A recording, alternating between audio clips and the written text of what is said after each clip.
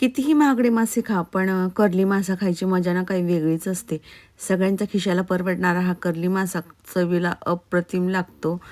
तर मच्छी फ्राय बनवण्यासाठी अगोदर मी मिरची भिजवून घेतली. तर ही बेडगी मिरची आहे मस्त भिजली बघा. त्याच्यामध्ये एक 7-8 लसणाच्या पाकळ्या, 1 इंच आलं टाकले, मस्त चटणी वाटून घेतली.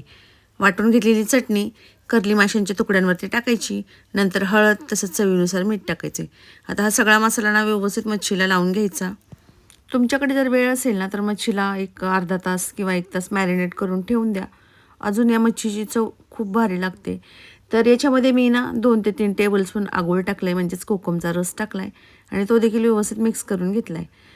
फ्राय करण्यासाठी अगोदर पिठामध्ये तिला कोट करून घ्यायचं. तर इथे तांदळाचं पीठ घेतलं नंतर त्याच्यामध्ये आपला घरचा मसाला टाकला आणि व्यवस्थित सगळा मिक्स करून घेतला सगळ्या माशांच्या तुकड्यांना व्यवस्थित पीठ लावून घ्यायचं सगळीकडून आणि तेलामध्ये टाकून फ्राय करून घ्यायचं.